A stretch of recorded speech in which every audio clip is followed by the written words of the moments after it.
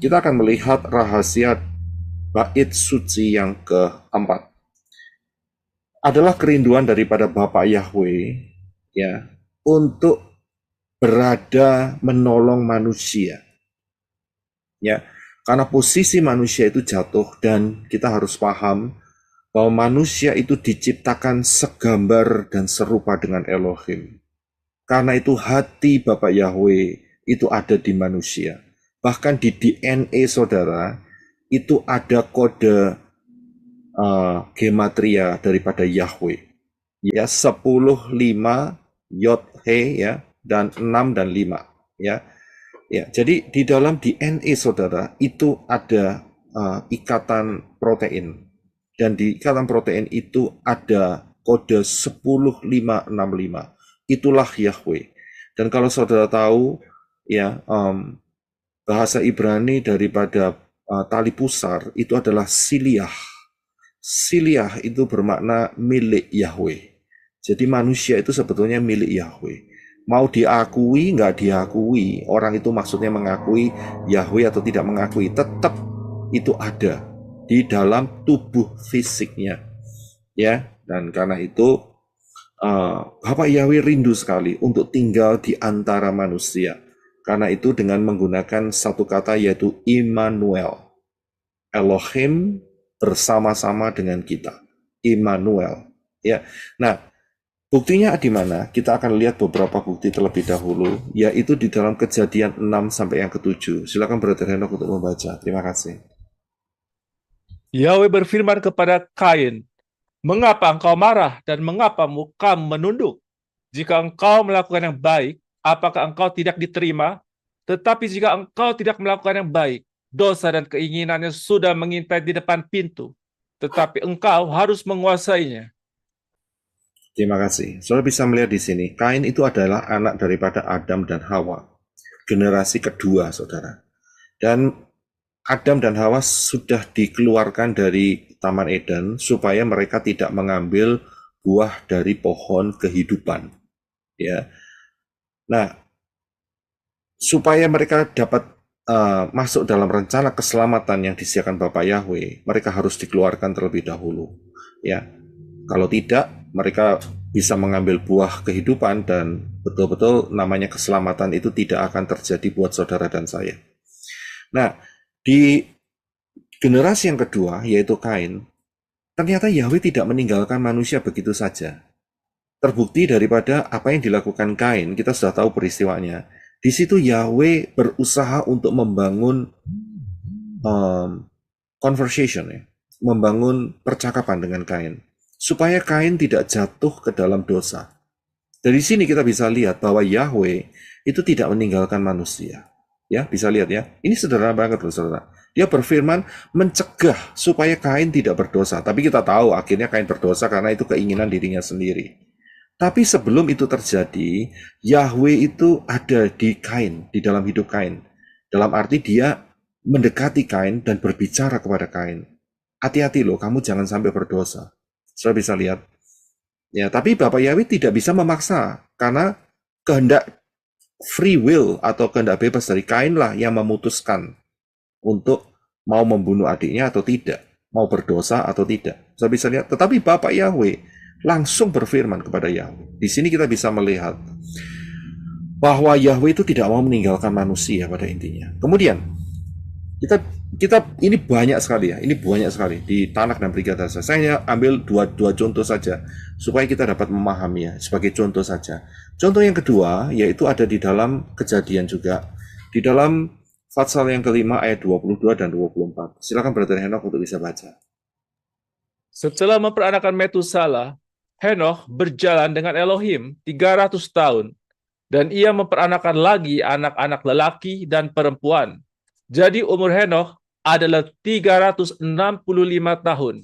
Henoch berjalan dengan Elohim, kemudian ia tidak ada lagi karena Elohim telah mengangkatnya.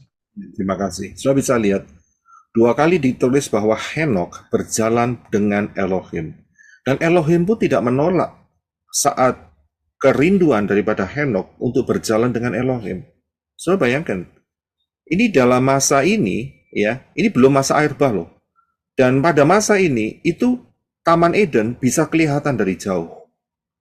Dan Henok pun bisa ketemu dengan Elohim, saudara. Ya, dari sini kita bisa melihat bahwa kerinduan daripada Elohim Yahweh itu tidak meninggalkan manusia seorang diri. Ya, itu kerinduan Bapa Yahweh yang luar biasa. Ya, dia ingin supaya dia tinggal bersama di tengah-tengah manusia. Ya. Ya, tapi memang ada syaratnya, saudara. Ya, nanti kita bisa melihat ya. Nah, bagaimana dengan respon manusia? Itu juga yang menentukan juga apakah dia mau Elohim Yahweh tinggal di dalam kehidupannya atau tidak, begitu. Ya, jadi inilah kerinduan daripada Yahweh. Bisa lihat di mana nanti dalam peristiwa Henok kemudian dia di rapture, saudara ya, diangkat, ya, dia diangkat. Oke, puji Bapak Yahweh. Nah, kita akan melihat yang lebih lanjut dalam skup yang lebih besar, yaitu di dalam skup nasional, di mana Bapak Yahweh memerintahkan kepada Moshe untuk mendirikan kemah pertemuan, kemah suci, tabernakel. Silakan brother, Henok bisa baca Keluaran 25 ayat 8. Dan haruslah mereka membuat ruangan kudus bagiku, dan aku akan tinggal di tengah-tengah mereka. Ya, haleluya, terima kasih. Saudara bisa melihat, haruslah mereka membuat ruang kudus bagiku dan aku akan tinggal di mana? Di tengah-tengah mereka. Saudara coba bayangin, Bapak Yahweh itu maha dahsyat, saudara. Ya, bumi ini tumpuan kakinya, alias kesetnya Bapak Yahweh. Bukan kaset ya, keset. Beda ya, kaset dan keset beda ya. Oke. Kalau dari yang ngerti keset, apa itu ya? Alas kaki, ya. Untuk saudara masuk rumah itu loh. Itu keset itu namanya ya. Nah, sedangkan Syamayim itu adalah tahta Bapak Yahweh, tempat duduknya. Jadi Bapak Yahweh itu gedenya itu luar biasa, saudara. Sangat-sangat besar. Bayangin Bapak Yahweh yang super maha dahsyat, super maha besar, itu mau tinggal di satu tempat kecil. Ruang pertemuan, ruang kudus. Di kemah pertemuan. Saudara coba bayangin, saudara. Ya, Bapak Yahweh begitu maha dahsyat mengatasi segala bintang dan Syamayim, itu mau tinggal di mana? Di tengah-tengah Bani Yisrael. Di tengah-tengah manusia, umat pilihannya. Coba saudara bayangkan. Betapa manusia itu sebetulnya harus bersyukur kalau ada Bapak Yahweh tinggal di dalam kehidupannya. Saudara bisa lihat di sini. Ini dahsyat sekali. Jadi inilah kerinduan hati Bapak Yahweh. Karena apa? Bapak Yahweh tahu manusia tanpa penyertaan Bapak Yahweh tidak ada apa-apanya. Karena Bapak Yahweh tahu siapa yang bakal dihadapi manusia, yaitu Hillel ben Zakar. Bapak Yahweh tahu persis kekuatan yang bisa mengalahkan Hillel ben Zakar adalah Bapak Yahweh sendiri. Kalau saudara lihat saat pertikaian antara Mikael dan Satan memperebutkan mayat daripada Moshe di dalam kitab Yehuda, kitab Yudas. Mikael tidak mengata-ngatai Satan saat itu. Akan tetapi Mikael berkata, kiranya Yahweh menghardik engkau. Coba bayangin, saudara. Ya. Dari situ kita bisa melihat yang hanya mampu mengalahkan Satan itu adalah kekuatan Yahweh sendiri. Dan manusia diciptakan segambar dan serupa dengan Elohim, tapi posisinya jatuh dalam dosa.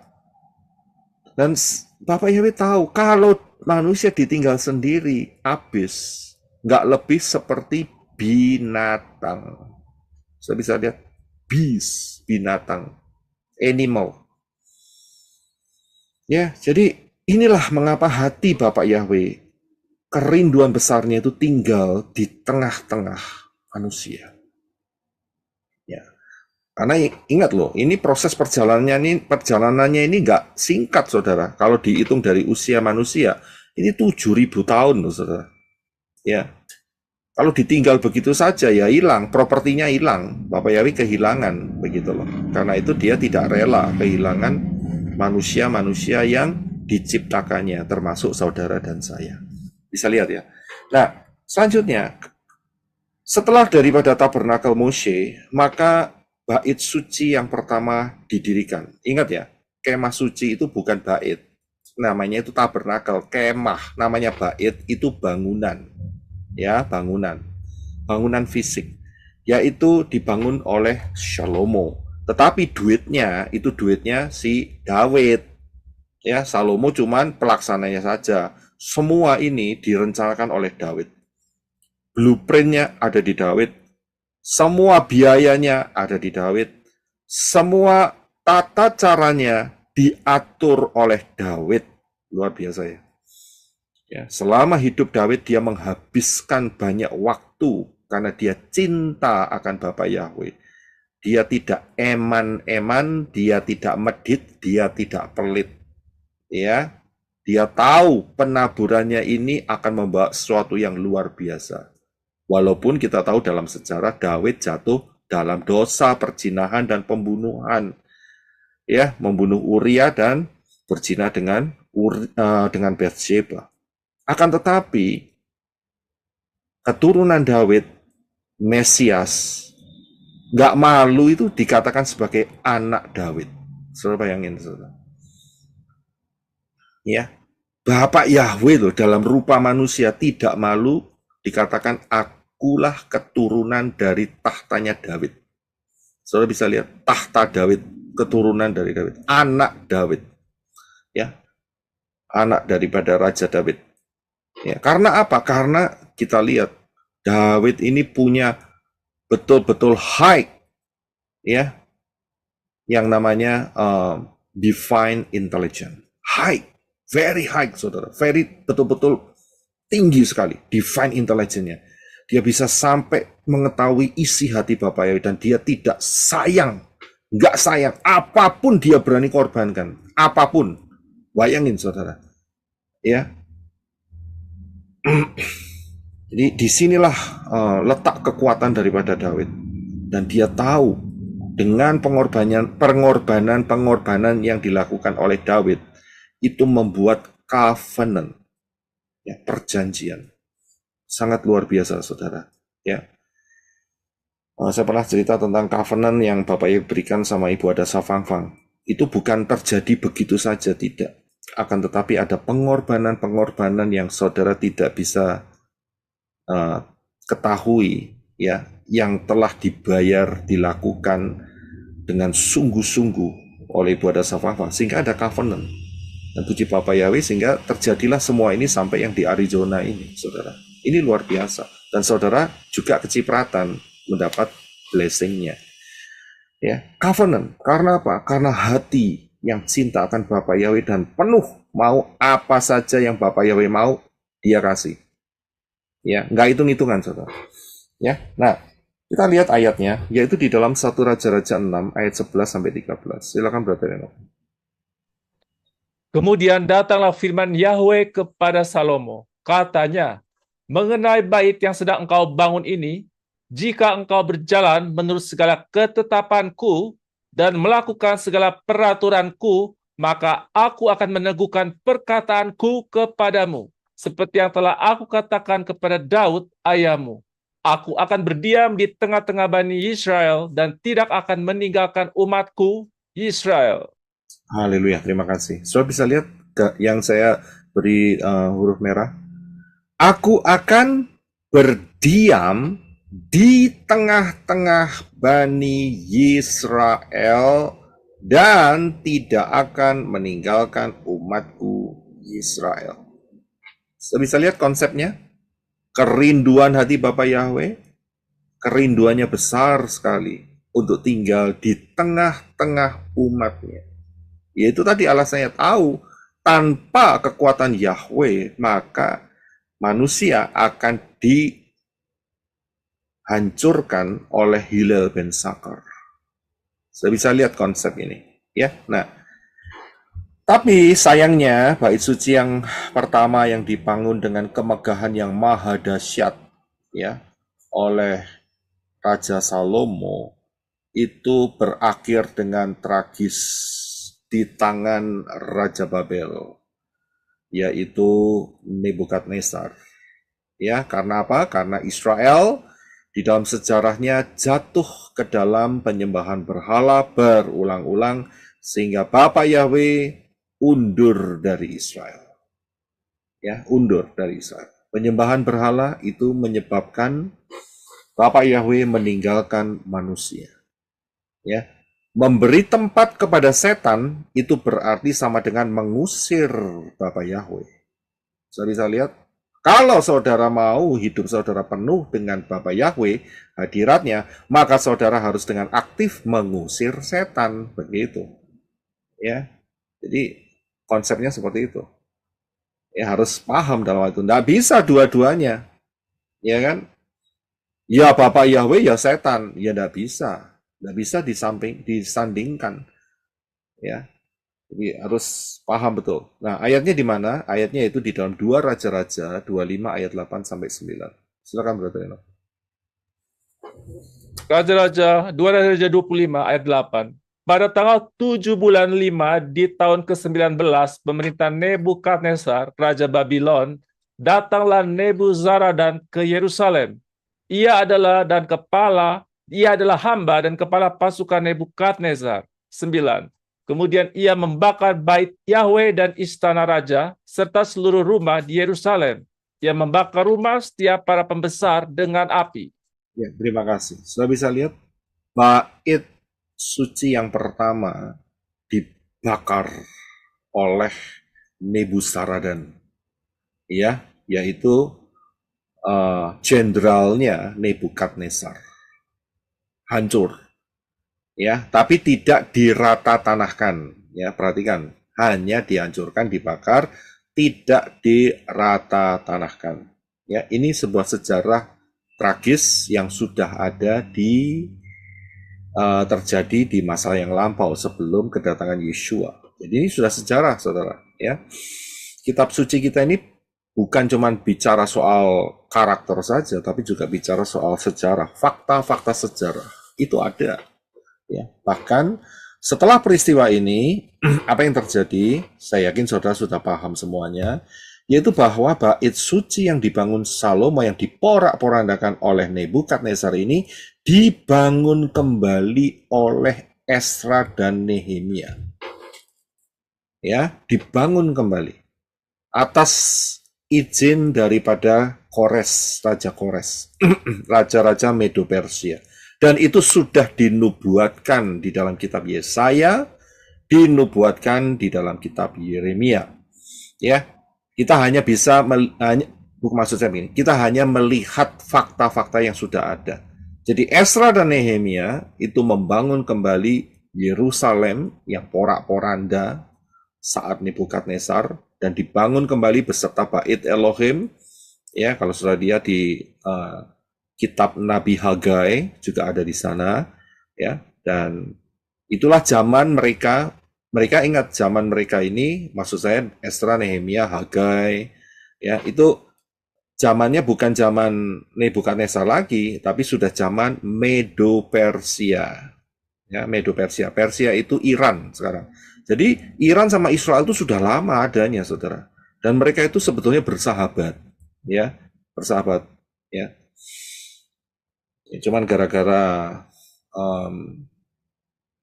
martabak basin itu sama terang bulan kecut itu, ya, itu yang jadi pertikaian sampai sekarang ini karena faham martabak basin dan terang bulan kecut itu, ya, mempengaruhi, ya, terorisme bermunculan dengan luar biasa.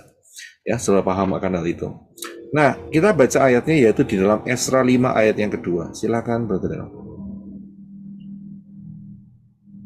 Lalu bangkitlah Zerubabel anak Shealtiel serta Yeshua anak Yozadak dan mulai membangun bait Elohim yang ada di Yerusalem. Dan para nabi-nabi Elohim membantu mereka. Terima kasih. Setelah bisa lihat, di sini dikatakan bahwa pembangunan bait Elohim direnovasi. Nah, inilah yang disebut sebagai bait suci yang kedua. Ya, karena apa? Karena sudah dihancurin sama Nebukadnezar dan kemudian dibangun kembali, direnovasi, ya, sebaik mungkin. Tapi memang tidak bisa semegah zaman Raja Salomo, tidak bisa. Sudah berkurang, tapi dibangun kembali. Nah, saat dibangun kembali ini ada satu proses, saudara, di mana pergantian yang namanya penguasa dunia, ya, superpower dunia, ya, yaitu dari Medo Persia menuju ke siapa? Siapa yang tahu? Dari Medo Persia? Siapa yang? Yunani. Yunani, ya, terima kasih, Rizko, ya. Digantikan dengan Yunani. Saudara bisa lihat itu pengajarannya di kambing jantan dan domba jantan, ya, itu dia. Nah, digantikan oleh Yunani. Jadi pergantian demi pergantian ini terjadi dari raja ke raja, dari pemerintahan ke pemerintahan, dan kekaisaran ke kaisaran. Ya, ini makan waktu kalau tidak salah sekitar 500 tahunan. Ya, 500 tahunan, saudara. Dan setelah Yunani digantikan atau dikalahkan, ya, Yunani runtuh dan digantikan dengan Romawi, ya. Nah, di zaman Romawi, bait suci yang kedua ini itu dipercantik, ya, dipercantik, diperindah, diperluas. Oleh siapa?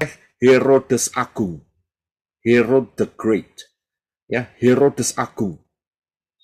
Ya, nah Herodes Agung ini adalah Herodes yang berikhtiar membunuh bayi Yeshua.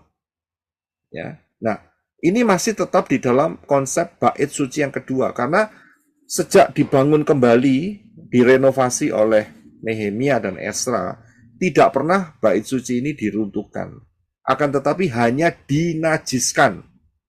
Ya, dinajiskan. Saudara bisa lihat pengajaran itu di domba jantan dan kambing jantan. Ya, dinajiskan. Dan di situ kita bisa melihat satu peristiwa untuk penyuciannya kembali, dedikasinya kembali, yaitu pada saat peristiwa Makabi, ya, yang terkenal sekarang dengan peristiwa Hanukah. Ya, jadi paham ya di situ ya. Jadi bait suci yang kedua ini dipercantik, saudara. Ya, dipercantik. Dan Yeshua berulang-ulang pergi tempat ini.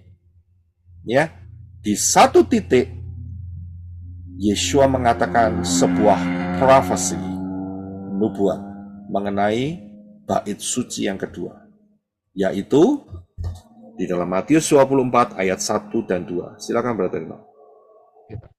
Matius 24 ayat 1. Dan setelah keluar, Yeshua terus berjalan dari bait suci, dan murid-muridnya menghampiri untuk menunjukkan bangunan bait suci kepadanya. 2. Namun Yeshua berkata kepada mereka, "Tidakkah kamu melihat semuanya ini? Sesungguhnya aku berkata kepadamu, sekali-kali di sini tidak akan dibiarkan batu di atas batu yang sama sekali tidak akan diruntuhkan." Ya, terima kasih. Saudara bisa lihat Yeshua menubuatkan, ya, bahwa satu kali nanti tempat bangunan ini akan rata tanah. Dan itu betul terjadi, saudara. Betul terjadi. Ya, saya kalau lihat saya sering ya mereply kembali ya, maksudnya melihat kembali sejarah-sejarah ini, hati saya betul-betul bergetar, saudara. Terus terang. Kenapa? Karena dari zaman ke zaman, dari masa ke masa itu bisa saya lihat, wah, sudah gak lama lagi, sudah tidak lama lagi penggenapan semuanya, terutama masalah rapture, itu bisa dilihat semua dari sini, saudara. Saya kalau lihat hal ini tuh betul-betul bergetar hati saya. Wih, puji Bapak Yahweh, zaman kita sekarang tuh hebat Bapak Yahweh. Mempersiapkan lengkap dan dipersiapkan masuk rapture. Luar biasa, saudara. Cuman lihat dari sejarah, saya bisa lihat ke depannya modelnya kayak apa. Ya, dan itu saya mau bagikan pada saudara. Nah, saya lanjutkan. Yeshua mengatakan tidak ada satu batu yang dibiarkan di atas batu.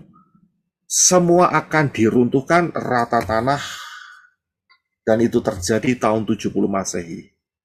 Di bawah pemerintahan Romawi, ya, dan saat itu adalah Jenderal Titus, bait suci ini dibakar dan kemudian dicongkel-congkel, diruntuhkan rata tanah, saudara, sampai hari ini. Nggak percaya? Tanya sing sudah pergi Israel. Ada nggak di sana bait suci ini? Nggak ada kan? Sing ada cuma satu, Dome of the Rock. Ya kan? Itu saja yang ada. Tapi tembok-temboknya masih ada. Sisa-sisa batu congkelannya masih ada sampai hari ini. Saudara bisa lihat, kita ini saksi mata. Kalau saudara dan saya dikasih pengertian di dalam hal sejarahnya saja, itu sudah luar biasa, saudara. Apalagi kita lihat ke depan. Nggak lama lagi rapture pasti akan jadi. Pasti, saudara. Ya, sudah melampaui satu periode masa yang betul-betul lama sekali, saudara. Tahun 70 Masehi, bait suci bangunan yang megah yang dibangun, maksud saya diperindah oleh Raja Herodes, dicongkel. Mereka cari harta emas yang mereka sembunyikan, mereka sisipkan di batu-batunya itu. Dicongkel. Apa yang dikatakan Yeshua terjadi 100%. Tidak bisa disangkali. Ya, ini fakta sejarah yang tidak bisa disangkali. Nah, semenjak hal ini terjadi, sampai nanti rapture terjadi, konsep bait Elohim itu berubah. Berubah. Ya. Berubahnya bagaimana? Minggu lalu kita kan belajar mengenai peperangan alam supernatural. Dulu setan pakai raksasa, dulu setan pakai bangsa-bangsa yang menyembah dewa-dewa. Tapi kemudian setelah Yeshua, konsep itu berubah menjadi alam supranatural, yaitu peperangan melawan roh-roh jahat di udara. Nah, konsep ini juga berubah, saudara. Dari bait Elohim yang ada secara fisik, kemudian untuk sementara waktu, perhatikan ya, untuk sementara waktu, konsep ini diubah menjadi, ini dia, 1 Korintus 6 ayat 19. Silakan Brother Eno. Tidak tahukah kamu bahwa tubuhmu adalah rumah Roh Kudus, yaitu Roh Kudus yang ada di dalam kamu, yang kamu peroleh dari Elohim, dan bahwa kamu bukanlah milik kamu sendiri. Ya, terima kasih. Saudara bisa melihat konsep ini dirubah untuk sementara waktu.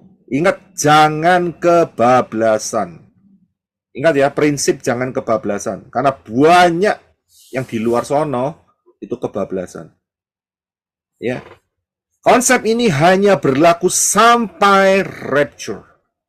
Sejak kematian Yeshua dan kebangkitannya, konsep ini diberikan. Yaitu saat dimulainya saat Shavuot, Pentakosta, dan Rabi Saul mengatakan, tubuhmu, tubuh saudara dan tubuh saya adalah rumah Ruach Yahweh Elohim. Adalah bait Elohim. Tapi bukan dibangun berdasarkan batu bata, semen, ya, tidak besi dan sebagainya, tidak. Ingat ya, konsepnya berubah untuk sementara. Nah, yang di luar sono kebablasan, saudara. Mereka anggap ya, Israel sudah tidak ada, dan mereka selalu berkata gereja adalah Israel. Ngawur, itulah yang disebut sebagai pengajaran replacement theology. Ya, teologi pengganti. Jadi Israel sudah nggak ada, semua dirohani-rohanikan. Akhirnya karena kebablasan, mereka tersesat. Saudara mau tersesat?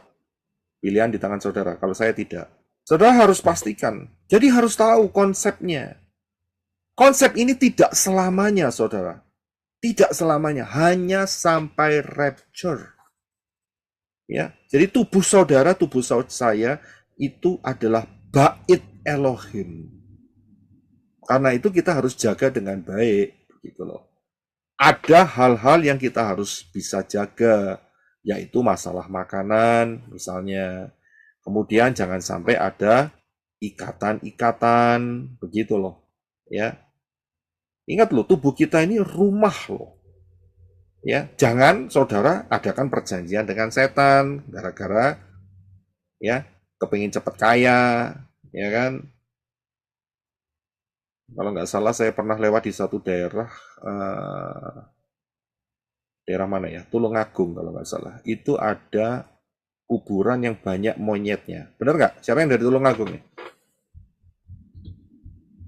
Siapa yang pernah ke sana nih? Ya, Iya betul Pak. ngantru Pak namanya. Ngujang. Pak Herwin apa namanya Pak Herwin? Ya, daerah Tulungagung namanya Ngujang. Ngujang ya, saya lupa namanya. Pokoknya saya lihat, Dekat Sungai Berantas ada kuburan iya, banyak sakra itu Pak. banyak monyetnya. Dan saya dengar katanya Ya, itu merupakan hasil daripada untuk mencari kekayaan, sugihan. Jadi nyawanya dijadikan monyet-monyet begitu, ya, yang dibuat tumbal. Wah, mengerikan. Anehnya cuma daerah situ aja Pak Herwin ya. iya betul Pak. Monyetnya nggak pergi lari-lari ya ke Nganjuk atau ke Kortosono gitu nggak ya? Tetap di lokasi itu Pak. Tetap ya, nggak migrasi ke Jombang begitu ya, nggak ya. Aneh kan Ke ya? desa lain pun tidak Pak. Loh lah ya makanya kan aneh kan. Hanya di situ saudara, hanya di situ, di Tulungagung, ya itu dia. Kita bisa lihat nyata sekali saudara ya. Saya bilang kalau wisata jangan ke sana dah, saya bilang ya. Ya, itu orang-orang yang membuka hidupnya, rumah hidupnya kepada roh-roh setan, saudara. Ya, ujungnya di mana? Ya, setan tidak akan kasih gratisan, free. Satu kali nanti nyawanya akan diambil, masuk di dalam lautan api. Ya, kita nggak mau disiksa di lautan api, saudara. Karena itu kita buka rumah kita, hidup kita, ya. Ya, oke. Jadi orang-orang ini adalah orang-orang yang menjual jiwanya kepada setan-setan. Ya, tapi tidak dengan saudara dan saya. Ya, kita buka hidup saat kita ya untuk supaya ruah Yahweh Elohim, Roh Kudus itu tinggal di dalam kita. Dan dikatakan dalam ayat ini bahwa kamu bukan milik kamu sendiri. Bukan loh. Kamu bukan milikmu sendiri. Kalau kita bukan milik kita sendiri, berarti kita milik siapa? Ya, kita milik Bapa Yahweh. Ya, kita miliknya Dia yang menciptakan kita. Ya kan?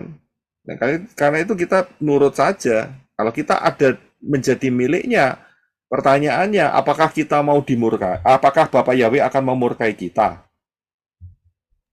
Ya tidak. Ya kan? Nah, sedangkan zaman 666 adalah zaman murka Elohim. Lo masa kita miliknya Bapak Yahweh dimurkai sendiri? Ya kan? Ini dan aneh. Aneh bisa. Ya kan? Milik Bapak Yahweh tapi dimasukkan zaman murka Yahweh. Wah, gak masuk akal, saudara. Ini bukan soal masuk akal, gak masuk akal. Ini sudah di luar nalar, saudara. Kekejaman ini namanya. Ngikutin Bapak Yahweh kok ditambahkan, dijebloskan di murkanya dia. Ini Yahweh yang mana ini? Gitu loh. Iya kan? Berarti itu bukan milik Bapak Yahweh lagi, Pak. Nah, jadi Tapi rohaninya kan mereka katanya dilindungi Pak. loh, ngomong sih boleh ngomong, tapi konsepnya kan salah. Iya kan? Iya kan? Konsepnya sudah salah. Dilindungin bagaimana? Iya kan? Apanya yang dilindungin? Wong bumi ini ditinggal oleh Bapak Yahweh kok. Ditinggal. Diizinkan. Mau dilindungi gimana? Ya, jadi orang-orang yang percaya bahwa mereka akan masuk di dalam masa 66, ya 666 untuk disucikan, dimurnikan, berarti mereka bukan milik Yahweh yang sesungguhnya. Betul, Pak. Jelas. Sangat-sangat clear, sangat-sangat jelas. Ya, saya lompat ke Sister Trivena tadi yang katakan, ada yang mau disampaikan? Ya, salam Pak Roy. Saya ingin melanjutkan kalau kita mundur di 1 Korintus itu, 1 Korintus 3 ayat 16 dan 17 itu sangat jelas ya, bahwa kita lah bait Elohim dan ruah Yahweh Elohim tinggal dalam kita, dan ayat 17 itu juga menjadi peringatan bagi kita ya. Saya bacakan Pak Roy ya. Silakan. 1 Korintus 3 ayat 16 dan 17. Tidak tahukah kamu bahwa kamu adalah tempat suci Elohim dan roh Elohim berdiam di dalam kamu. Ayat 17, jika seseorang menghancurkan tempat suci Elohim, Elohim akan menghancurkan dia. Sebab tempat suci Elohim itu kudus. Kamulah itu. Jadi ini berbicara jika seseorang, berarti personal ya. Kalau dia menghancurkan mungkin ya dengan hal-hal yang tidak kudus seperti yang Pak Yosef sampaikan tadi, ya mungkin izinkan setan-setan atau apa, ya Elohim sendiri akan menghancurkan. Begitu ya Pak Yosef. Itu saja yang saat ini. Makasih Bapak ya, berkati. Ya, terima kasih. Ya, jadi sangat jelas sekali bahwa konsep ini sampai rapture, tubuh saudara, tubuh saya itu adalah rumah bait Elohim. Ya, bait Bapak Yahweh, rumah daripada ruah Yahweh Elohim. Persis apa yang ya. Sorry, berarti ini termasuk bait suci keempat ya? Oh, tunggu dulu, belum selesai khotbahnya. Oke, bablas. Jangan kebablasan. Belum selesai. Ini masih setengah jalan, belum selesai. Seru Pak, kita kadang-kadang gak sabar itu kita. Sementara, sekali. masih sementara. Loh, tadi baru bait suci yang kedua kok. Sekarang kan mesti Ya. tiga dong. Kok tiba-tiba langsung keempat gimana? Lah bagaimana dengan bait suci yang ketiga yang bakal dibangun nanti sebentar lagi? Lah bolak-balik itu namanya, flip-flop lah. Ya, maju mundur ceritanya. Tunggu, sabar ya. Saya hanya mengutarakan konsep yang Bapak Yahweh berikan supaya saudara paham. Tanggal mainnya, Pak. Supaya Tanggal mainnya. ya, sebentar. Jadi saudara sadar bahwa konsep ini tidak boleh kebablasan. Karena banyak yang di luar sana itu kebablasan, begitu loh. Tubuh saudara milik Bapak Yahweh. Hidup kita milik Bapak Yahweh. Ya, jadi hati-hati, jangan sampai ada barang-barang aditif. Ya, makanan juga harus dijaga. Ya kan? Itu harus diperhatikan, saudara, ya. Saudara harus menjauhi yang namanya alkohol, ya. Yang menjauhi lagi apa yang namanya, ya, kepal-kepul itu, ya, sepur. Itu juga harus dijauhi. Itu kan merusak, begitu. Ya kan? Terus juga saudara harus ingat, oh, tubuh saya milik ruah Yahweh Elohim, ya, tapi dompet saya tidak. Terserah, saudara mau ngomong apa sekarang, ya. Kan banyak kan yang mengatakan saat dibaptis dompet saya tidak ikut dibaptis, ya kan? Jadi yang berobat cuman manusia saja, begitu, ya kan? Nah itu dia, itu celah besar di mana roh mamon akan menghancurkan saudara dan saudara sendiri yang menutup berkat dari Bapak Yahweh, gitu loh, ya. Sederhana. Ikut Bapak Yahweh dalam Yesua itu enak, simpel sekali, nggak repot. Ya, yang bikin repot adalah manusianya sendiri. Ya, oke, saya lanjutkan. Yang selanjutnya, kita sudah tahu konsep ini jangan kebablasan. Karena apa? Ada masanya. Bahwa bait suci yang telah dinubuatkan oleh Dafar Elohim yang sudah rata tanah itu akan berdiri lagi.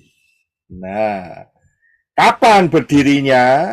Tidak lain adalah, kalau kita lihat sampai hari ini, ya, yang namanya onde-onde itu masih ada di tengah lapangan itu, nah sebentar lagi akan hilang.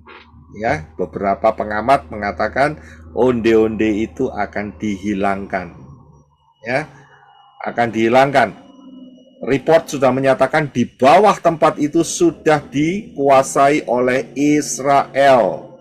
Israel sudah tahu persis bahwa satu kali nanti onde-onde yang kuning, bukan yang hitam ya, yang hitam yang di sebelah selatan yang bawah ya, itu ada onde-onde kecil hitam, ya, itu masih ada saudara, ya. Tapi yang onde-onde kuning, nah itu sangat besar kemungkinan ya akan diratatanahkan. Kita lihat aja tanggal mainnya, ya. Ya, nah ini terjadi sampai hari ini dan hari ini sudah lengkap persiapannya dan latihannya untuk merealisasikan bait suci yang ketiga. Kita bisa lihat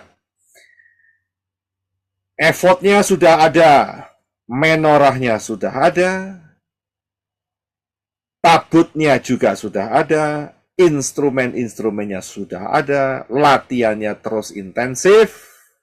Mau nunggu apa lagi? Luar biasa enggak? Kita dikasih kesempatan sama Bapak Yahweh untuk melihat semuanya ini dengan sudut pandang yang benar. Luar biasa, saudara. Ya, Haleluya. ya sangat dahsyat loh Bapak Yahweh itu menempatkan kita lahir dan masih hidup di tahun 2024. Bisa melihat ini secara detail. Bahkan lembu merahnya sudah siap-siap, dipersiapkan, tinggal tunggu tanggal mainnya. Dan saat mereka sudah siap, mereka akan mendirikan. Tetapi, nah ini dia. Tetapi ternyata yang mereka dirikan ini, yang mereka sudah keluarkan ongkosnya yang sangat besar nilainya ini, ternyata untuk satu sosok namanya Anti-Hamasyah. Sudah bisa lihat? Bait suci yang ketiga. Inilah bait suci yang ketiga. Kenapa? Karena sudah rata tanah dan kemudian didirikan kembali. Sudah bisa lihat di sini? Karena sudah rata tanah, didirikan kembali. Ayatnya di mana? 2 Tesalonika 2 ayat 4 sampai 8. Silakan Brother Enoch. Tesalonika 2 ayat 4. Ia akan menentang dan meninggikan diri di atas semua yang disebut dan disembah sebagai Elohim. Bahkan ia akan duduk di bait Elohim dan menyatakan dirinya sebagai Elohim. 8. Maka si pendurhaka itu akan dinyatakan, tetapi Elohim akan membinasakannya dengan napas dari mulutnya dan melenyapkannya pada saat dia datang kembali. Haleluya, terima kasih. Saudara bisa lihat? Mereka pikir yang akan menempati itu Mesiasnya. Apa yang terjadi? Lah kok siapa itu namanya? Cindil kecil ini yang menguasai, ya. Si Anti-Hamasyah. The Beast. Ya. Sudah bisa lihat? Kok ternyata orang ini. Nah, disinilah problem terjadi. Kenapa? Mereka terkejut. Mereka pikir ini Mesias. Ya. Tapi ternyata yang muncul adalah penjagal. Penjagalnya siapa? Penjagalnya Israel sendiri, saudara. Kena prank. Ya, pembantainya Israel sendiri. Nah, disinilah Israel akhirnya menyadari kesalahannya, tapi terlambat. Kenapa? Ya, mereka banyak yang dibantai. Nanti akan melihat kekejaman-kekejaman yang dilakukan oleh si Anti-Hamasyah ini. Sudah bisa lihat di sini. Nah, yang selamat berapa? Ada yang selamat. Yang selamat itu 144.000. Ya. Itu yang selamat. Nah, yang selamat ini dilarikan kemana? Dilindungi siapa? Dilindungi oleh siapa? Siapa yang melindungi? Malaikat Mikael. Malaikat. Malaikat. Mikael yang melindungi. Di mana dilindunginya? Di Petra, Jordan. Nah, di daerah Petra. Gurun. Dan sebagai wakilnya, Bapak ya menulis Petra. Jelas banget, saudara. Ya, jadi konsepnya tuh jelas, clear sekali. 144.000 ini tidak di rapture. Sudah paham ya? 144.000 ini adalah orang Israel yang hanya dimeteraikan jidatnya, batuknya, ya, dahinya dimeterai. Dimeterai dengan meterai apa? Nama Bapa Yahweh dan Yesus. Yahweh, Yod He Waw He. Nggak bisa lihat? Mereka lah yang akan diselamatkan di Petra. Ya, jadi mereka tidak ada konsep yang menyatakan bahwa 144.000 ini di rapture. Kalau sampai ada yang ngomong seperti itu, berarti orang itu acak-acakan pengajarannya. Ayunan tuh, Pak. Sekarang enggak loh. Sekarang enggak loh. Enggak, Pak. Enggak ayunan itu. Ayunan loh kalau saudara perhatikan. Ya, enggak ayunan, tapi masih konsep ayunan tuh dipaksakan. Jadinya lucu, saya bilang. Acak-acakan. Nah, inilah yang saya katakan, yaitu pengajaran ilusi. Tahu ilusi? Khayalan. Iya. Nggak cocok dengan, nggak sinkron dengan Dafar Elohim. Ya. Sayang sekali yang namanya Lucy, bolak-balik disalahkan. Kemarin ada Lucy, fair. Sekarang Lucy. Ya. Ganti aja deh, baptisan pembaruan yang namanya Lucy deh. Baruan ini, Pak. Ya, ganti pembaruan pakai nama baptisan yang baru. Ya, jangan pakai nama Lucy lah. Oke. Ini hanya himbauan aja. Jadi saudara paham ya di sini ya, 144.000 itu yang dimeteraikan. Ya, dan dilarikan. Jelas. Ya, itu pengajaran di Wahyu 12 saya sudah ajarkan, dan kemudian di pengajaran 144.000 itu saya sudah ajarkan. Baik, saya akan lanjutkan. Nah, pertanyaan berikutnya, masa anti Hamasya ini tidak berlangsung lama, hanya berapa tahun? 3,5 tahun. Nah, kemudian pertanyaannya adalah, saat Yeshua datang kembali, saat perang Harmagedon, dia datang bersama saya dan saudara, ya. Apakah sudi Yeshua Hamasya menggunakan bangunan ini? Itu dia. Tidak. Apakah Yeshua mau, ya? Apakah Yeshua Hamasya mau menempati bangunan ini? Itu pertanyaan besarnya itu di sana. Mau tidak? Ya kan? Orang iya ya kan? Tidak mau dia menempati ini. Nah, kalau tidak mau bagaimana dengan bangunan ini? Nasibnya. Ayo. Hancur. Ayo. Kalau tidak mau gimana? Sia-sia. Sia-sia dibangun. Ya memang sia-sia dibangun. Berarti kondisinya bakal diapain? Kalau Dirobohkan. Dihancurkan, Pak. Tempat ini, Dibakar. tempat ini akan dirobohkan. Iya. Saudara pasti tanya, ayatnya deh. Pasti. Nah, begitu lah, selalu kayak gitu. Ayatnya di mana? Saya bilang ayatnya tidak ada.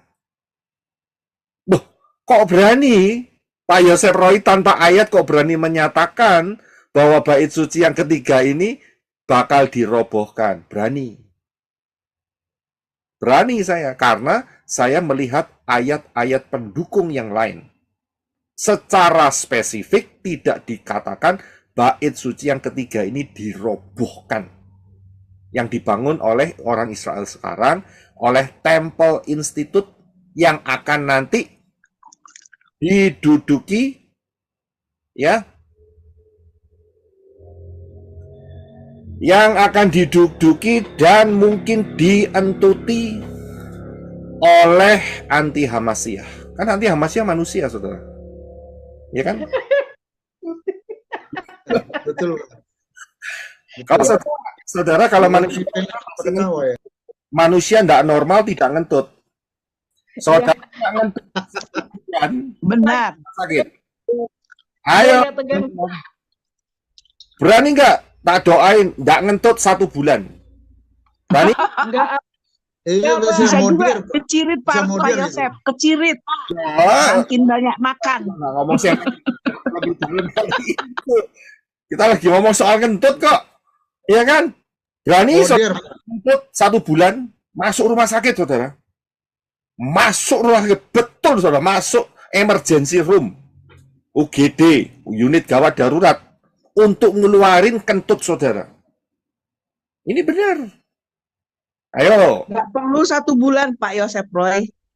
loh, Udah sesek mati. saya ngambil 1 bulannya aja, maksimum, saudara cuma pasti kelabaan, ya kan? Jadi apa yang dibangun oleh institut, ya, yang ada di Yerusalem itu, Temple Institute, memang itu nanti akan dientuti oleh anti Hamasiyah. Ya kan? Kan dia manusia. Gitu. Ya, nah, saya akan teruskan. Nah, sekarang kita akan kembali. Jadi, kalau Yeshua Hamasiyah tidak mau menempati bangunan ini, berarti bangunan ini pasti akan dihancurkan. Ayatnya memang tidak ada. Tetapi, di satu sisi ada ayat pendukung, yaitu, saya tanya dulu ya, sebelum masuk ke sana ya, yaitu mengapa kok saya kasih judul bait suci keempat. Ada apa dengan kata 4? Saudara tahu ya, paham ya, mengapa ada 4? Pintu, Pak. Pintu. Pintu. Dalet ya. Ya, jangan lupa, kembali lagi dengan pola akar Ibrani yang benar. Huruf Ibrani, kemudian piktografnya pintu, huruf Ibrani dalet, piktografnya pintu, dan kemudian angka gematrianya adalah 4. Ya, betul kan? Nah, ini dia, saudara. Bait suci yang keempat itu sudah ada di dalam Yehezkiel 40 sampai 48. Konsepnya ada di sana, saudara. Kalau saudara baca, saya sangat yakin saudara jarang baca buku Yehezkiel. Mumet karena saudara tidak ngerti konsepnya. Ya kan? Tapi sebetulnya gambaran ini tuh sudah ada. Diberikan oleh Bapa Yahweh melalui Yehezkiel. Yehezkiel ada di mana? Yang diukur. Ya, Yehezkiel ada di mana saat itu? Di mana ya? Di Di pembuangan, Di Kak. Babylon, pembuangan, Bukan di Yerusalem. di Tapi pembuangan. konsep itu dikasih oleh Bapak Yahweh di Babel, di tempat pembuangan. Luar biasa nggak Bapak Yahweh kita? Luar biasa. Amen. Inilah yang disebut sebagai bait suci keempat, bukan gereja atau kehilat. Ya. Jadi Ibu Trivena dapat jawabannya. Ya. Disinilah bait suci yang keempat akan berdiri. Berarti kalau ini didirikan, bait suci yang ketiga akan dirobohkan. Karena ukuran-ukurannya ada semua di sini. Ya, nah, saya akan lanjutkan. Letaknya ada di mana? Pertanyaan begitu. Letaknya di mana? Yerusalem baru. Bumi yang baru. Bukan, kejauhan. Kerajaan 1000 tahun. Iya, ini Ya, kerajaan 1000 tahun. ya kalau Yerusalem baru mah nanti masih ada 1000 tahun lagi. Jangan cepet-cepet. Alon-alon asal kelakon. Ya. Jadi di mana nih posisinya? Letaknya ada di Yerusalem. Di kota Yerusalem tetap, saudara. Yerusalem mah nggak pernah berubah. Akan tetapi bukan Yerusalem yang baru, tetapi di Kerajaan 1000 1000 tahun. Sakaria 8 ayat 3. Silakan Brother Henok. Beginilah Yahweh Sebaot, Yahweh semesta alam berfirman, Aku telah kembali ke Sion dan akan tinggal di tengah-tengah Yerusalem. Yerusalem akan disebut kota kebenaran dan gunung Yahweh Sebaot. Yahweh semesta alam disebut Gunung Kudus. Haleluya. Saudara bisa lihat di mana? Yerusalem. Apakah ini di Syamayim? Belum. Ya. Ini di bumi. Di bumi. Berarti kalau ini ada kata ya, ada kalimat ya. Aku telah kembali ke Sion. Sionnya ini di mana nih? Salem. Yerusalem. Yerusalem itu ada pegunungan Sion. Saudara bisa lihat di situ. Jadi ngomong soal Sion dan Yerusalem ini bukan di Samayim, ini di bumi. Paham ya? Tapi ingat ini kalau di bumi, Paham, Pak Roh. kalau di bumi berarti ini masa kerajaan 1000 tahun. Karena hari ini belum ada. Ya, belum ada, tapi bakal ada, saudara.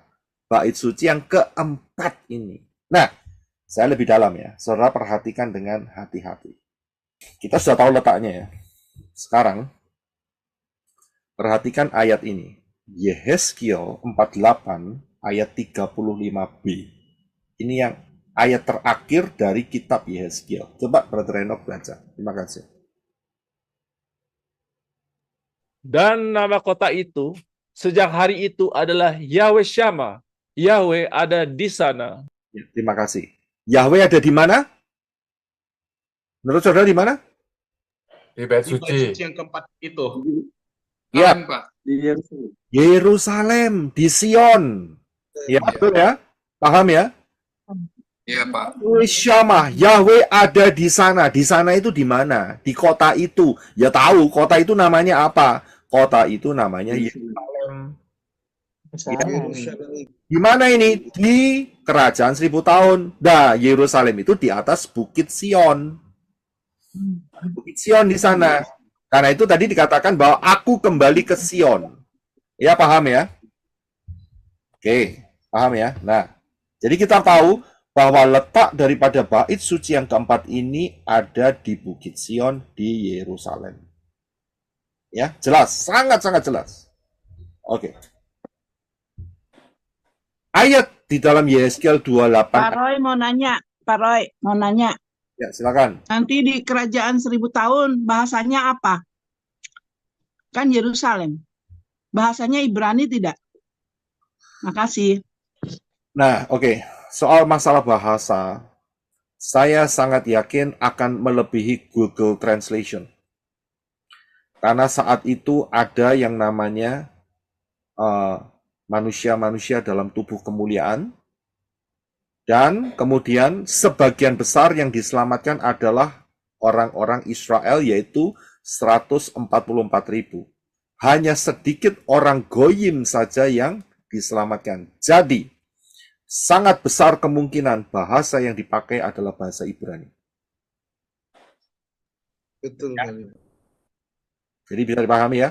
Karena orang Goyim yang lolos itu kecil sekali. Kalau kecil berarti lebih sedikit dari 144.000. Jadi saudara jangan membayangkan masuk dalam kerajaan 1000 tahun itu orang-orang yang ketinggalan banyak sekali masuk bleng di sana. Tidak, saudara. Sedikit. Pak, paling Makasih Pak. Karena saya juga pernah dengar ini bahwa bahasanya akan bahasa Ibrani. Bahasa Makasih. Ibrani. Ya, terima kasih. Sister Welda?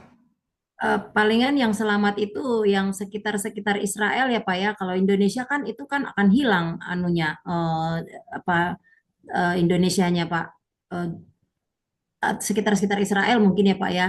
Atau seperti Bapak bilang ada Jelas. Terima kasih, memang betul. Yang selamat hanya di situ. Karena apa? Sudah tertulis di dalam kitab Wahyu, ya, pulau-pulau, gunung-gunung akan bergeser dan pulau-pulau akan hilang lenyap. Saya bisa lihat di situ, ya. Jadi apa yang dikatakan oleh paslon 2, dia kan sudah bernubuat bahwa 2030 Indonesia sudah Tidak ada. Saudara saya ngomong, hilang. Gelap, tidak ada. sudah itu dia. Iya kan? Paslon 2 kan sudah ngomong seperti itu. 5 tahun yang lalu. Iya kan? Ya, ternyata dia yang menang. Jadi jawabannya adalah untuk Indonesia kunci satu-satunya adalah rapture. Saudara nggak rapture, ya saudara nggak rapture, siap-siap yang namanya ya kapal karet pelampung. Nggak mau, Pak. Saya mau raptor. Saudara boleh mempersiapkan ya kapal karet pelampung ya, tapi saya nggak tahu bisa bertahan berapa lama. Ya, karena saat pulau-pulau hilang akan terjadi tsunami. Ya, kalau saudara kapalnya tidak terlalu besar, ya saudara juga akan hilang masuk di dalam tsunami itu. Ya, oke, saya akan lanjutkan. Jadi, Yehezkiel 28 ayat 35b ini ternyata akan menggenapi doa yang setiap kali kita ucapkan. Matius 6, 9-10. Silakan Brother Enoch. Ya. Karena itu, hendaklah kamu berdoa demikian. Bapa kami yang di Syamaim, dikuduskanlah namamu, datanglah kerajaanmu, jadilah kehendakmu di bumi seperti di Syamaim. Ya, terima kasih. Tiap kali kita berkatakan, datanglah kerajaanmu. Inilah dia, saudara. Yahweh Shammah. Yahweh ada di sana. Datanglah kerajaanmu. Ya, orang Yunani tidak punya konsep mengenai ini. Ya, mereka hanya berpikir kerajaan Elohim ya sekarang ini begitu. Tapi konsep yang lebih jelasnya itu ada di Yehezkiel 48:35b. Yahweh Shammah. Luar biasa nggak? Saudara jangan bingung loh. Kerajaan 1000 tahun kan yang berkuasa Yeshua loh ya, bener ya, sama dong Yahweh di dalam Yeshua kan. Ya, nah dari sini kan kita sudah bisa melihat nggak ada itu namanya ya pembohongan publik itu ya, Trinitas itu. Ada tulisannya salah nih Pak. Yehezkiel 28 tulisannya ini. Yehezkiel mesti 48 kan? Oh iya, terima kasih. Mohon maaf nih ya. Ya, itu ada kesalahan itu ngetiknya. Terima kasih, waduh, terima kasih ya saya tak pedulin ya. Iya. Ya, Yehezkiel 48 loh, jadi 28. Iya, jadi 28. Salah ketik itu. Ya. Butuh tubuh kemuliaan itu. Ya, terlalu berapi-api, saudara. Ya. Terlalu berapi-api. Jadi nggak saya review lagi tadi, so langsung aja dah. Ya, ini luar biasa sekali ini. Ya, oke, puji Bapak ya. Terima kasih ya, terima kasih. Iya. Ya. Ya, jadi menggenapi hal ini. Nah, ini saudara, saya akan berikan ini pelan-pelan sehingga saudara paham.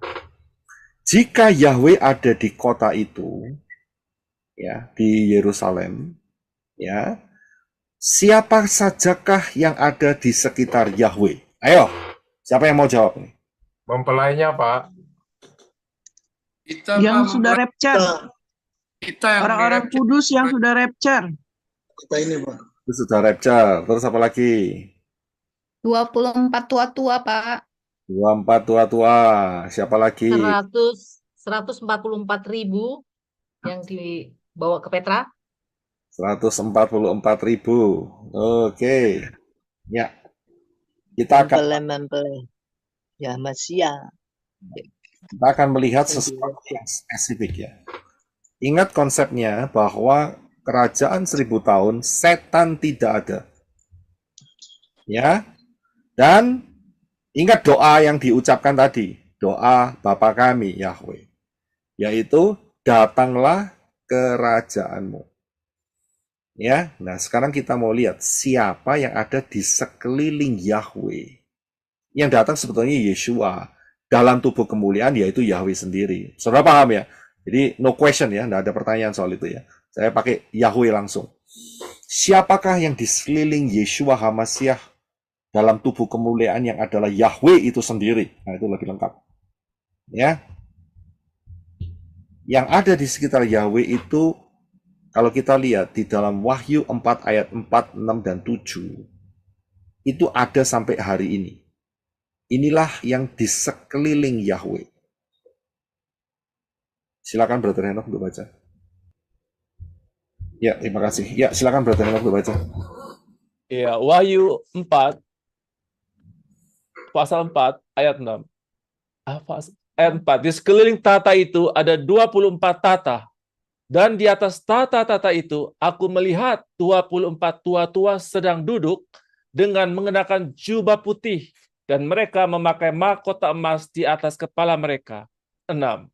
Di hadapan tata itu ada laut kaca yang serupa kristal. Di tengah-tengah dan di sekeliling tata itu ada 4 makhluk hidup yang penuh dengan mata di depan dan di belakangnya. 7. Makhluk hidup yang pertama serupa singa. Makhluk hidup yang kedua serupa lembu. Makhluk hidup yang ketiga memiliki muka seperti manusia. Dan makhluk hidup yang keempat serupa Raja Wali yang sedang terbang. Ya, terima kasih.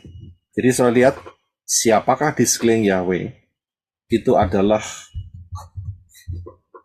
24 tua-tua dan serafim. Ingat ya, ini sayapnya 6. Kalau sayapnya 6 itu serafim. Kalau sayapnya 4 itu kerubim. Kerub atau kerubim. Ya, serafim itu karena lebih dari 1. Seraf itu 1, im itu lebih dari 1. Ya. Jadi yang ada di sekitar Yahweh, Yeshua di dalam tubuh kemuliaan yang adalah Yahweh itu sendiri, itu adalah 24 tua-tua dan serafim. Ya, dan jumlahnya 4. Ya, ada pola angka 4. Ya. Dan kita lihat wajahnya, wajah singa, lembu, manusia, dan Raja Wali. Ya. Nah, jadi ini yang ada di sekitar Yahweh. Saudara tahu, apa yang terjadi di sini, ini akan turun ke Yerusalem. Ke bait suci yang keempat. Saudara bisa lihat kemuliaan Yahweh itu akan memenuhi bumi sehingga ya Yahweh beserta sekelilingnya itu akan turun, saudara. Modelnya kayak begini. Pak Yosep Roy, berarti ya dengan ayat ini konsep Tritunggal dengan sendirinya 0, ya Pak ya? Memang betul. Mana ada Tritunggal? Amin. Kalau Trisno ada. Iya. Amin. Siapa yang kenal Trisno? Ya, wakil presiden dulu, Pak. Ada yang kenal? Enggak, Pak. Tahu. Kenal, Pak. Cuma tahu aja, Pak. Tahu tapi nggak kenal. Ya tahu karena baca koran. Ya. Trisno ada, Tritunggal itu enggak ada. Ya. Kita paham ya. Oke.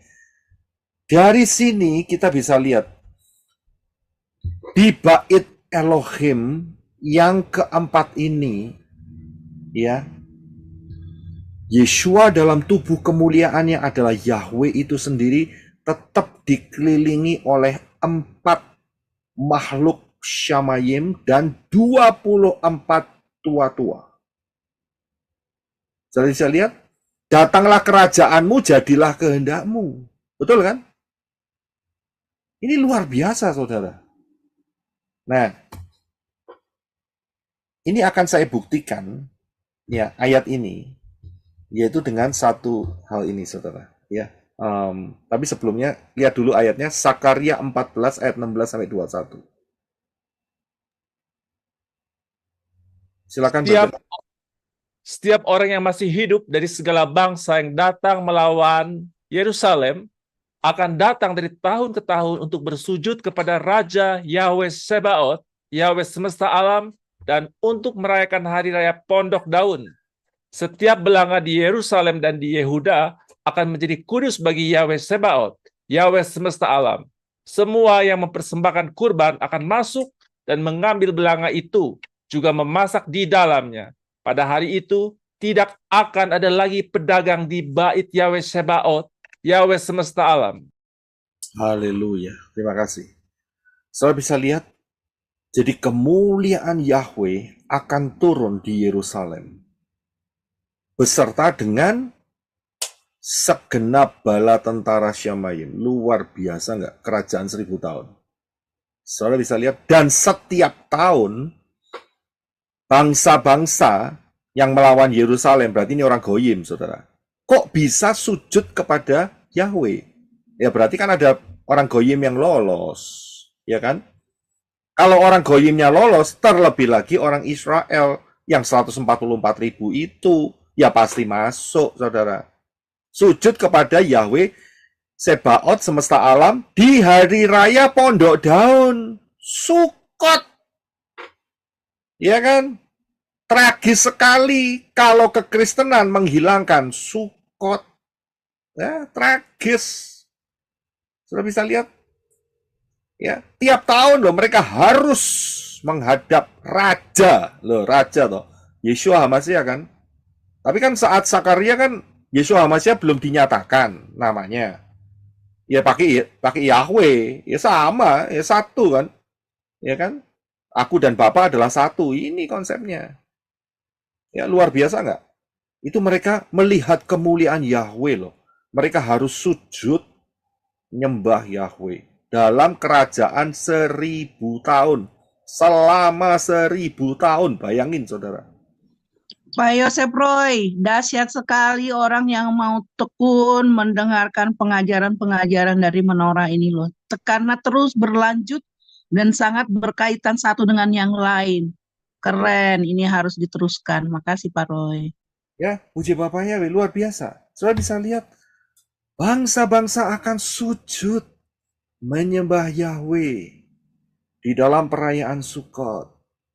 Saudara bisa lihat, ya, mereka harus berjalan untuk menuju ke Yerusalem. Saudara mau ikut rombongannya?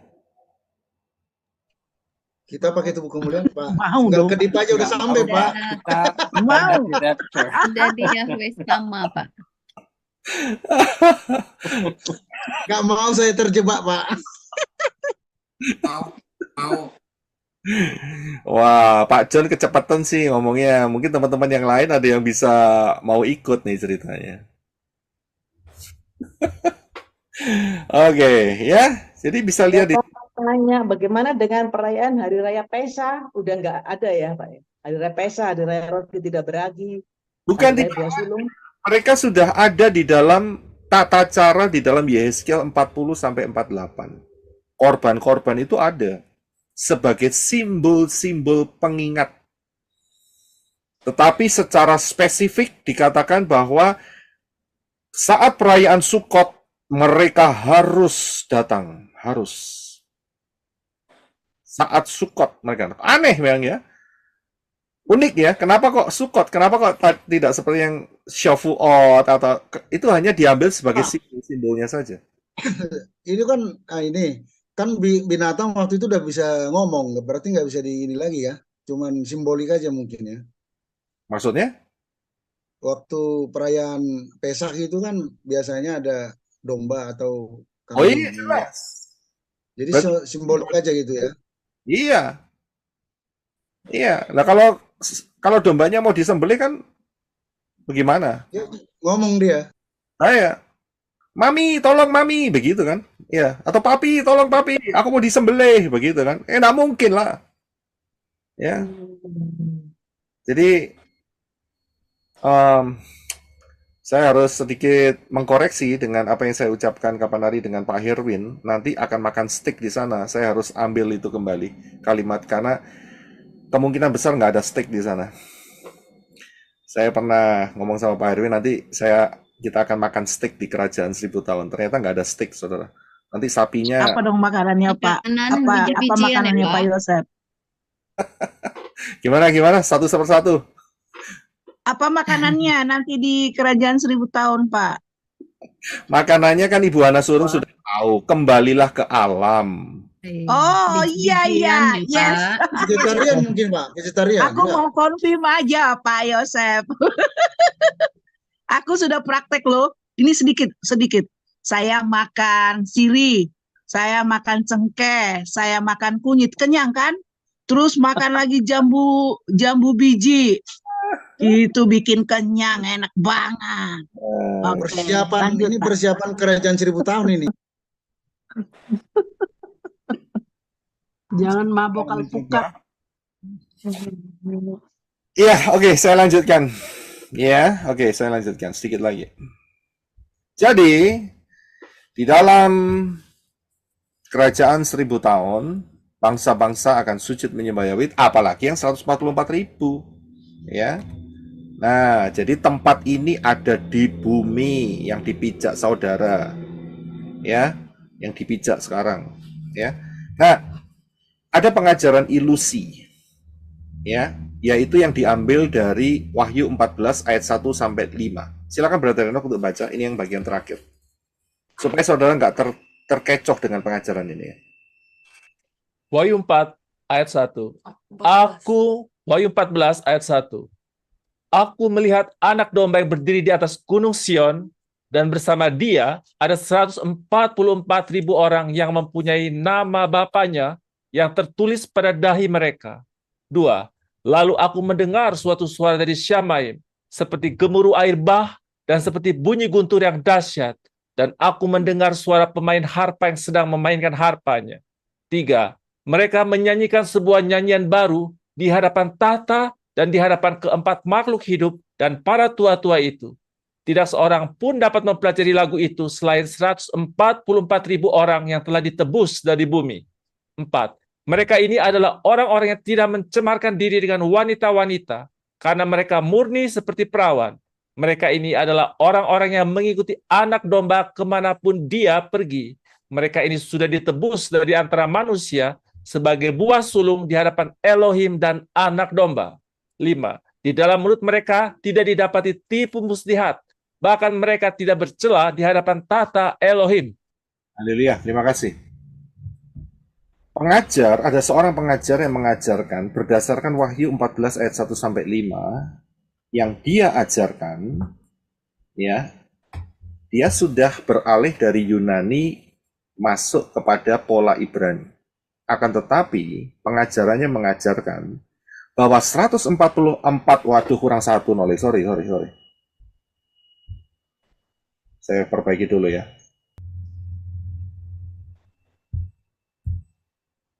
Bahwa ya pengajarnya mengatakan bahwa 144.000 adalah orang Israel yang di-rapture. Ya, ini pengajaran yang diungkapkan oleh si pengajar ini. Yang mengatakan 144.000 adalah orang Israel yang di-rapture.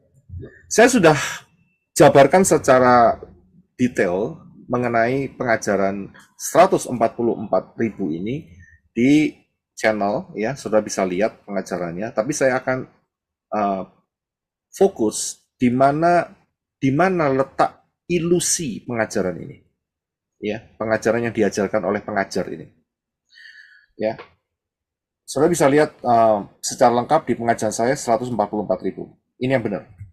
Nah, alasannya begini, saudara. Ya, alasannya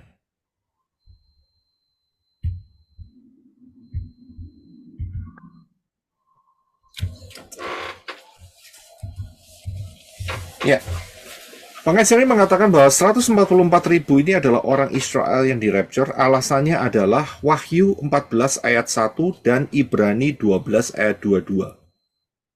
Di dalam Wahyu 14 ayat 1 dikatakan, aku melihat anak domba berdiri di atas gunung Sion. Ya. Dan kemudian dikombinasikan oleh pengajar ini dengan Ibrani 12 ayat 22. Tetapi kamu sudah datang ke gunung Sion, ke kota Elohim yang hidup, Yerusalem surgawi, kepada berpuluh-puluh ribu malaikat. Ini dua ayat yang tidak bisa sinkron, saudara. Ya, yang satu ini berbicara mengenai event yang Wahyu 14 ayat 1 ini, event yang akan terjadi di kerajaan 1000 tahun. Sedangkan Ibrani 12 ayat 22 adalah ayat untuk saudara dan saya masuk di alam supranatural hari ini untuk menyembah Bapak Yahweh dengan membawa darah Yeshua HaMashiach. Kita dilayakkan menghadap hadirat Bapak Yahweh Itu maksudnya. Tapi ayat ini dipaksakan untuk digandengkan. Ya, sehingga terjadi kerancuan. Berdasarkan ayat ini, si pembicara, si pengajar mengatakan 144.000 adalah orang Israel yang di rapture. Ya, saya berikan penjelasan yang benar. Di dunia ini sekarang sampai hari ini, ya, nanti sampai rapture itu hanya ada 2 golongan. Golongan pertama adalah tubuh Yeshua, golongan yang kedua adalah golongan bukan tubuh Yeshua. Cuman itu saja, nggak ada lain. Ya, nah, untuk orang-orang Yahudi atau Israel yang hari ini beriman kepada Yeshua HaMashiach, mereka akan masuk di dalam golongan yang sama dengan kita, yaitu tubuh Yeshua. Sedangkan orang-orang Yahudi Israel yang menolak Yeshua HaMashiach, mereka tidak akan di rapture, saudara. Walaupun mereka percaya Hashem, Adonai, ya, yang di belakangnya sebetulnya pikiran mereka adalah Yahweh, tapi tidak berani ngomong. Dan mereka menolak Yeshua HaMashiach. Jadi tidak ada orang Yahudi atau Israel yang menolak Yeshua HaMashiach akan di rapture. Ini berlaku secara universal. Jadi kalau saudara menolak Yeshua HaMashiach, jangan pernah ngimpi rapture. Jangan pernah ngimpi. Ya, tinggalkan impianmu. Ya, lebih baik ya saudara cari kebenaran ini dengan sungguh-sungguh, dan mumpung masih ada kesempatan, selagi ada kesempatan, saudara bertobat sungguh-sungguh supaya terhitung dalam golongan masuk di dalam tubuh Yeshua yang akan masuk dalam rapture. Jadi jelas ya. Jadi 144.000 itu adalah orang Israel yang hanya dimeterai saja dahinya. Dan mereka tidak ada yang di rapture. Tidak ada. Karena sebelumnya mereka menolak Yeshua HaMashiach. Yang kedua, pengajar ini mengatakan Gunung Sion itu sama dengan Shamayim Sorgawi. Ayatnya yang sudah kita baca, yaitu di dalam Ibrani 12 ayat 22. Kita sudah belajar tadi di atas, bahwa di dalam kerajaan 1000 tahun, di Gunung Sion, di Yerusalem, di situ dibangun bait suci yang keempat. Saya bisa lihat. Dan disitulah 144.000 juga ada di sana, tetapi di dalam bentuk fisik manusia seperti kita sekarang. Tidak di dalam tubuh kemuliaan. Saya bisa lihat di sana. Karena Gunung Sion ada di Yerusalem, saudara. Kerajaan 1000 tahun ada di bumi. Ya. Nah, ayat yang dipakai yaitu selalu pembicara ini mengatakan yang ketiga, di hadapan 4 makhluk yaitu serafim dan 24 tua-tua, ya, yang menyatakan bahwa inilah tempatnya di Shamayim. Tidak. Yaitu Wahyu 14 ayat 3. Dia memberikan argumentasi bahwa ini ada di Shamayim. Mereka menyanyikan sebuah nyanyian baru di hadapan tahta, di hadapan keempat makhluk hidup dan para tua-tua. Ya kan? Padahal di dalam kerajaan 1000 tahun, kerajaan Bapa Yahweh turun di Yerusalem secara fisik. Saya bisa lihat, kelihatan mata maksud saya. Ya. Dan kita sudah tahu di atas tadi pengajarannya, di mana siapakah yang ada di sekeliling daripada Yahweh, tidak lain adalah 4 makhluk, serafim, dan 24 tua-tua. Jadi ada di mana? Ya di bumi. Ya. Ada di bumi. Tapi pengajar ini mengklaim mereka di rapture. Ini loh, kalau potong ayat seenaknya sendiri, dibangun konsep sendiri, kacau balau. Dia bilang kacau balau. Ya, kita harus ingat bahwa di hadapan makhluk empat makhluk dan tua-tua itu letaknya bukan di Syamayim. Bukan. Ini loh kebablasan, terlalu dirohanikan. Ya, terlalu dirohanikan, kebablasan, spirit kebablasan ini loh, hati-hati saudara. Ya, ini ada di bumi, sudah saya buktikan tadi kan di atas kan. Ya, Yehezkiel 40 sampai 48 itu ada di bumi, di kerajaan 1000 tahun. Ya, bukan di Syamayim. Syamayim dan bumi jadi satu. Jadi satu. Ya, dan kemudian pembicara ini juga mengatakan bahwa kata ditebus itu sama dengan rapture. Tidak ada dasarnya kata ditebus itu sama dengan rapture. Ditebus itu artinya dikhususkan sebagai pengganti. 144.000 ini diambil sama Bapak Yahweh sebagai penggantinya daripada orang-orang goyim. Ya, seperti apa contohnya? Saat Bapak Yahweh mengatakan, aku akan mendatangkan tulah yang terakhir, tulah ke-10. Anak sulung Mesir akan mati. Tetapi sebagai gantinya, ya, sebagai gantinya, Israel, anak sulungnya diambil. Setiap anak sulung Israel itu harus diperlakukan khusus dengan mengadakan korban persembahan. Itu harus. Kalau tidak, akan dibunuh. Sudah bisa lihat?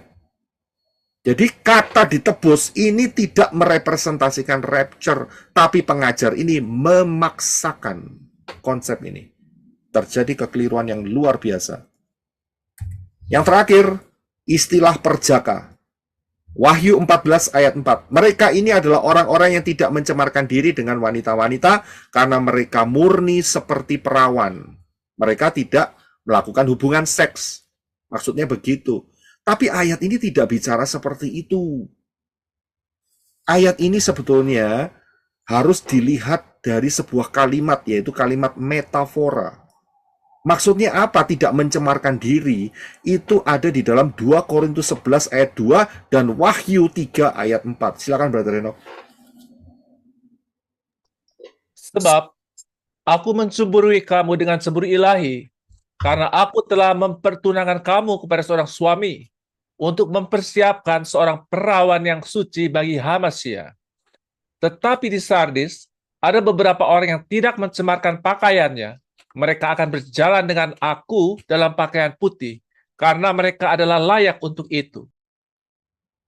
Ya, terima kasih. Saudara bisa lihat, ya, saudara dan saya itu dipersiapkan seperti seorang perawan yang suci bagi Yeshua HaMashiach. Kalau saya tanya sama saudara, ya, apakah hal ini bisa terjadi sekarang secara fisik? Yang qualify, ya, yang masih di bawah umur, ya, bapak-bapak, ibu-ibu, sudah punya anak, tidak bisa disebut perawan, tidak bisa disebut perjaka. Betul kan? Lawis mau ngomong sungkan. Lihat kan? Mau ngomong sungkan. Bagi siapa saja yang belum pernah berhubungan seks, ayat itu bisa masuk. Berarti saudara tidak qualify menjadi mempelai Yeshua HaMashiach. Karena saudara sudah tidak perjaka dan saudara sudah tidak perawan. Titik. Tapi kan kalimatnya bukan seperti itu. Itu kan kalimat metafora, begitu loh. Iya kan? Saya sendiri sudah lebih dari 25 tahun sama Ibu Adasa Fang-Fang. Apa qualify jadi mempelai Yeshua HaMashiach? Ya, yang masih perawan.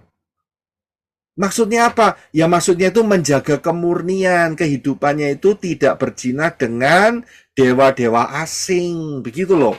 Itu maksudnya itu begitu. Ya, nggak ada hubungannya secara fisik. Tapi pengajar ini, gak ngerti saya gitu loh, pikirannya di mana, kebablasan ya, ini kena spirit kebablasan. Wahyu sing tadi itu 14 ayat berapa? Ayat 5 kalau nggak, iya ayat 4 atau ayat 5 tadi. Dianggap itu sebagai fisik, 144.000 itu laki-laki semua. Waduh, saya pikir gimana caranya? Iya kan? Jadi konsepnya acak-acakan, kacau balau, begitu loh. Ilusi, saya bilang. Hati-hati, saudara. Hati-hati. Pak, mau tanya, berarti yang diselamatkan tuh bangsa orang Yahudi itu 144.000 itu berarti ada laki, ada perempuan, ada anak-anak, gitu Pak. Iya, ada. Ya ada pasti. Ya.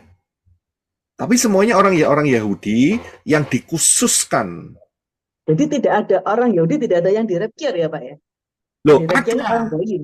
Orang-orang Yahudi yang beriman kepada Yeshua HaMasyiah seperti kita itu masuk dalam kategori tubuh Yeshua. Gitu. Nggak dimasuk. Talmud itu kan percaya Yeshua tapi kan nggak percaya Bapak Yahweh Pak, yang Talmud itu. Talmud itu menolak Yeshua. Talmud itu menolak nama Bapak Yahweh tapi percaya Yeshua Pak, bukan ya? Ya, mereka percaya Yahweh tapi tidak berani nyebut Yahweh. Mereka Hashem dan Adonai. Kemarin kita belajar setiap penyebutan, penyimpangan nama Yahweh, penghilangan nama Yahweh, ya, berarti siapa aktor di belakangnya? Ya. Hillel ben Zakari. Jelas sekali. Ya, setiap penyimpangan, penghapusan, penghilangan, pemelesetan nama Yahweh dan Yeshua dalangi Satan. Ya, bisa dipahami ya, Sister Rina? Pak, jadi tadi yang Namanya Pak. Oh, oke. Sekarang begini. Saya akan selesaikan dulu, saudara simpan pertanyaan saudara. Oke. Iya, baik. Ya. Penyimpangan. Ya. Jadi kita harus tahu. Oke, saudara tolong di mute semua terlebih dahulu. Ya, jadi Wahyu 14 ayat 4, mereka ini adalah orang-orang yang tidak mencemarkan diri dengan wanita-wanita. Mereka murni seperti perawan. Itu kalimat metafora. Begitu loh. Maksudnya apa? Mereka tidak berzinah dengan roh-roh lain. Maksudnya seperti itu. Hanya setia kepada Bapak Yahweh di dalam Yeshua HaMasyiah. Karena apa? Karena zaman 666 mereka masuk untuk dipaksa menyembah anti HaMasyiah. Itu mencemarkan. Saudara bisa lihat. Ini kalimat metafora. Ya, paham ya? Jadi hati-hati dengan pengajaran ilusi ini. Ya, karena saya harus ungkapkan tanggung jawab saya, saudara. Ya, untuk memberikan patron yang benar, ya, sehingga saudara nggak tersesat. Oke, Bapak yang berkati. Saya akan finish dengan ini. Thank you, Bapak. Ya, setelah lagi kita akan masuk dalam masa rapture, yaitu maksud saya peristiwa rapture, karena itu kita sudah sangat mendekati sekali untuk menyelesaikan 6.000 tahun sejak kejatuhan Adam dan Hawa, dan kita sudah masuk di 3,5 cycle Shemitah yang pertama. Persiapkan diri, tidak lama lagi akan rapture, ya. Saudara pelajari, pahami Haikal 2026, jangan remehkan. Yeshua mengatakan kalau waktunya tidak dipersingkat, maka tidak ada yang selamat. Tapi karena orang-orang pilihan, waktunya akan diperpendek. Seberapa pendek, saudara bisa melihat dalam pengajaran rahasia 1290 hari dan 1335 hari. Ya, sehingga dari pola Shemitah, ingat ya, pola Shemitah ya, kita dapat melihat perhitungan bahwa rapture kemungkinan akan terjadi di akhir 2025 atau awal 2026. Itu kalau Shemitah, ya. Kalau sampai Yobel diperhitungkan Bapak Yahweh, berarti akan mundur 1 tahun semuanya. Ya, jadi akhir 2026 atau awal 2027. Tapi kita punya prinsip, ya, lebih awal kita akan berjaga-jaga.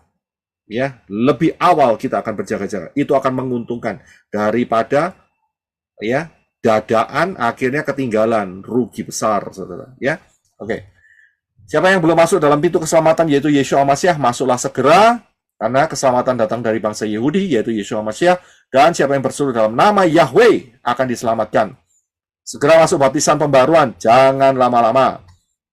Ya, jangan tunda-tunda. Kemudian belajar pola akar ibadah yang benar, tanak dan beribadah, berjalan dengan setia di dalam pimpinan ruah Yahweh Elohim, ya, penuh dan dipimpin oleh ruah Yahweh Elohim. Dan juga saudara jangan ikut-ikut, ya, perayaan pagan, ya, 25 Desember, Rabu Abu. Ini sekitar sekarang ini sudah Rabu Abu, saudara, ya. Saudara jangan taruh abu di kepala saudara, ya, jangan. Ya, taruh darah Yeshua, itu jauh lebih bagus. Jangan masuk di dalam perayaan